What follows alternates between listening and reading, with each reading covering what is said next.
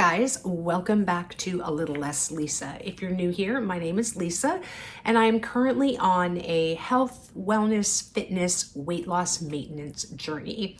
And today's video, we are going to talk about my top 10 NSVs, non-scale victories, that I have realized or enjoyed since losing over 50 pounds. So let's talk about, in no particular order, these amazing non-scale victories. So very quickly, in case you are new here, like I said, my name is Lisa. I am a 57-year-old postmenopausal female. I lost, like I said, over 50 pounds through diet, exercise, and the help of a GLP-1 medication. Specifically, I take compounded tirzepatide. And I am a mother of 4. I work full-time, have a YouTube channel. I actually have 2 YouTube channels. I have another one that I started a couple of years ago, and then I have this one where I chronicle all this kind of journey stuff. But yeah, and so actually you'll see where these 2 channels sort of intersect, right? The Venn diagram of these 2 channels, because some of these non-scale victories really sort of align more with my other channel, which is called Luxury and Life in the Middle. If you guys ever want to check it out, it's in the description box below. That channel is focused more on fashion, luxury, travel vlogs, fashion styling, all that kind of stuff. So anyway, let's get into the top 10. Like I said, these are in no particular order. They are just basically as they came into my head when I was making this list. So the first one is that I can easily cross my legs on a plane. Now, I don't know about you guys, but when I sat on an airplane and I was trying to cross my legs, it was sort of like a contortionist. I had to like lean and maybe take my hand, and yeah, it was not a pretty sight. It was certainly not graceful at all. And now I just simply take my leg and cross it over. I have lots of room. It's just, and it's funny because a lot of these things you don't necessarily even realize. So, I mean, I've taken several plane trips since losing this weight, and it's just sort of one of those things that kind of all of a sudden hits you because you do it and you don't really think about it. And then it hits you. Oh, that was so easy. There was no struggling. There was no like wiggling your foot around to try to get your leg crossed and all that. So that is number 1. Number 2 is something that I have talked about on my channel before and is probably, if I had to rank these, probably the biggest NSV, and that is agreeing to renew my vows. If you missed that, I think that was part of a check-in video, I think, but my husband of 32 years and I are going to renew our vows. Now, we had talked about doing this several years ago. We had COVID, and that kind of put a kibosh on it for a little while, and then we sort of stopped talking about it. And to be honest with you, I was totally fine not talking about it, because the idea of going wedding dress shopping in my previous body, getting pictures taken in my previous body, was enough to send me hibernating under the bed. I wanted no part of it. Every once in a while, my youngest daughter, Hannah, would bring it up and say, hey, are you guys still going to do that? I'd be like, I think that was kind of a thing we talked about, but yeah, we're good. And then we talked about it again, and I am thrilled. I did go wedding dress shopping. I think I shared that on this channel. I can't remember. I am going to be doing a vlog. It'll probably be on my other channels, so go ahead and make sure you subscribe over there. But we did go to Kleinfeld's and did the, sort of say yes to the dress kind of thing.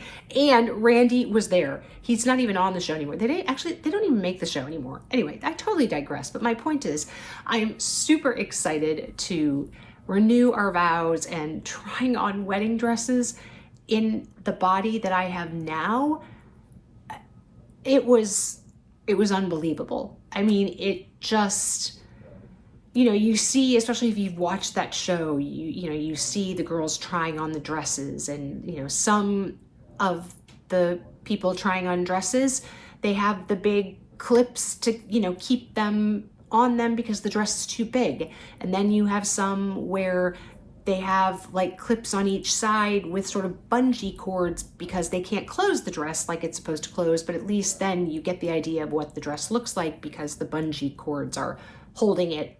It's making up the distance between, where the zipper is supposed to be or whatever. And I was in the category of they were all too big and needed clips to pinch the fabric together to try them on. And it just, you guys, I weigh a lot less now even than I did when I got married. And it's honestly, I was just beaming during that appointment. It was so exciting, and my girls were with me. They were really excited to be a part of it. But anyway, that is a long-winded story to say that agreeing to renew our wedding vows is absolutely on this list. And if I were ranking, that would have been number 1. Number 3 is maybe a little bit more vain, but also it has a health or practical standpoint, and that is no more chub rub. Now, I would venture to guess that most of you watching this channel know what chub rub is, but if you don't for some reason know what chub rub is, it's basically when your thighs rub together as you walk because your thighs are large and have, a significant amount of fat on them, so that every time you walk, they do this. And every time you do this, they rub. And it's really, really uncomfortable. So now no more are the days where I need to wear, little bike shorts or whatever underneath a skirt or a dress because I want to make sure that I don't have chub rub, or trying to make sure that the shorts I'm wearing have a long enough inseam so that there's fabric in between my legs so that my thighs don't rub together, and making sure that as I walk that those shorts don't ride up so that I still get chub rub even though the inseam is long enough. It's a whole thing, right? People call it like their body eats the shorts. They just can't keep moving up. Yeah, no more of that. When I stand with my feet together, my thighs do not touch. And that, my friends, is a beautiful thing. This next one is a fantastic one, and actually one that I was just reminded of because I went to my daughter's orthodontist appointment with her, and that is that I can walk upstairs or walk up hills without getting winded. So there's a pretty decent incline of a hill that goes to the orthodontist that my kids go to here in New York. There aren't really a lot of hills in New York, but right around where we live, there's a pretty significant incline on the Upper East Side in this area. And I remember walking to these appointments with them every month before I lost this weight, and them being 20 steps ahead of me, and guys, hold on for a minute, and just huffing and puffing. And I'm talking about, it's only 3/4 of a block, right? I'm not even going the full block, but when you get to that block, the orthodontist office is about 3/4 of the way up that incline of one block, like I said. And yeah, and anytime I would go upstairs, obviously we don't generally take the stairs here because we live on a very high floor in our building, and so we take the elevator. But any other time, even just going up the stairs in the subway, for example, was exhausting. And oh my God, heaven forbid that the escalator in a subway was broken, because some of those, they're not stairwells, but some of those escalators are really long and really steep. I'm talking about an incline like this, probably like 60-ish degrees. And every once in a while, they'll be broken on the upway, and you are going up those stairs. And I remember one time literally like holding on to both sides and just plodding like one foot after another, and having to stop and catch my breath, and it was horrible. And now I don't have to worry about that, and I can walk upstairs and walk up hills and be just fine. Number 5 sort of relates more to my other channel, and that is that my crossbody bags fit me much better now. So there were some crossbody bags that I had in my collection where they just sat a little too high. Even at the longest setting, they still sat higher than I would like. My sort of ideal crossbody length is right at my hip bone. And so some would hit me more, kind of at my natural waist or somewhere in between. It just wasn't where I would like them to sit. And, then maybe you throw a coat on and now it's, going even higher. And so now all of those bags fit me perfectly. And then there were bags that fit me perfectly before in my old body. And now I've had to adjust to make the straps shorter so that they hit me in the right place. And that's been kind of fun too. So every once in a while I'll, put on a bag that I haven't tried on in a while, and I'll be like, oh gosh, this strap is now too long. I need to, adjust it and move back a couple holes, that kind of thing. So yeah, like I said, maybe a little vain, I don't know, but it's practical though. You especially when you live in a city like New York, crossbody bags are very important, and having them fit right is also important.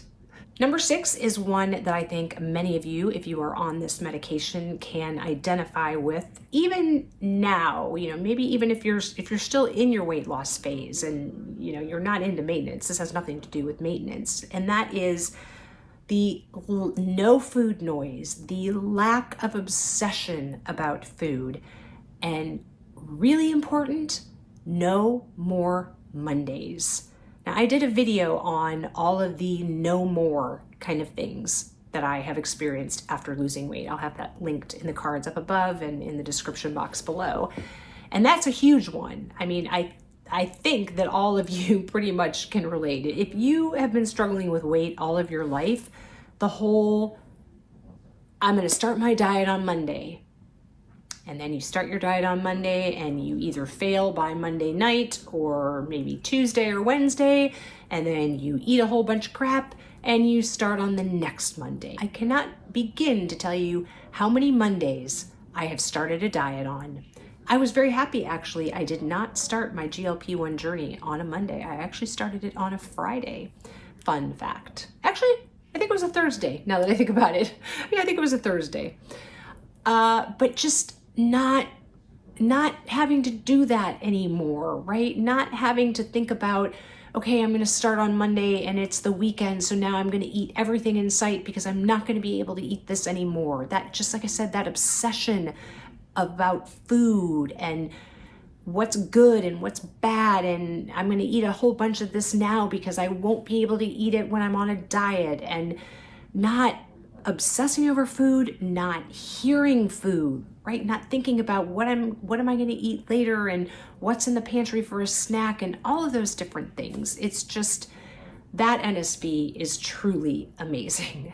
Next up, kind of again going back to my other channel, and that is that I am able to fit into some luxury ready-to-wear, which is clothing, if you're not familiar with the term, that I originally had on my Poshmark because it was way too small for me, and so I was trying to sell it, and I had sold some pieces. Now maybe regret that decision, but my point is I had several pieces that I had listed on my Poshmark that I hadn't sold yet, and now they fit me. In fact, if I had to guess, because I haven't tried them on since the summer, they're probably even a little big on me now. So that's awesome, because if you're not from my other channel, then you may not know. When you sell luxury ready-to-wear clothing, you lose so much money on that purchase. At least with handbags, some handbags you can actually make a profit on. Most handbags, you're definitely going to take a loss, but it just kind of depends on the brand. But ready-to-wear or shoes, yeah, you're going to lose money, and you're going to lose a lot of money every time. So the fact that I got to keep those and continue wearing them was fantastic.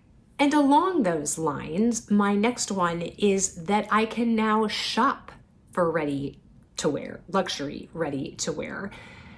When you are in a larger body, luxury fashion houses don't really cater to you, right? Sometimes they might say that their sizing goes up to, let's say an Italian 48 or something, which I think is the equivalent of maybe a size 12 or something, but they never have those in store, and they're always sold out on the website. And honestly, most of the fashion houses don't even go up that high. So if you're in a larger body, you just simply can't buy ready to wear from a luxury house. So the fact that now I can literally walk into any luxury fashion house and take something off the rack and try it on and it fits is amazing. And what was even more amazing is when we were in Asia, I tried on quite a bit of pre-loved luxury ready to wear, and sizes have definitely changed over the time. So for example, where a Chanel jacket in a size 34 fits me now in their contemporary, their current sizing, a 34 in a Chanel jacket that was made in 1995 or 2000 is much smaller. And so, especially in Asia, where people tend to be smaller to begin with, a lot of their ready-to-wear is really, really small. And so unless you are a tiny person, it's hard to find ready-to-wear there. And there were all sorts of ready-to-wear pieces that I was able to try on. And it just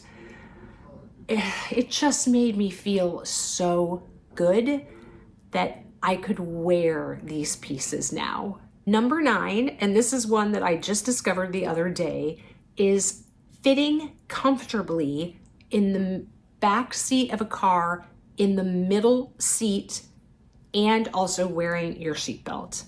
Any other time, if I was sitting in the middle, it would just be, you were a sardine, right? You were just squished in the middle, and I always felt like I should volunteer to be in the middle, but it was always so uncomfortable for me. And now I have absolutely no problem. We were getting an Uber with another couple the other day. I said, I'll sit in the middle, no problem. And I fit, my knees, weren't in my chest. It was a great experience, and just something, again, that you don't really think about until it happens. And then you realize, oh, I can fit in the middle seat.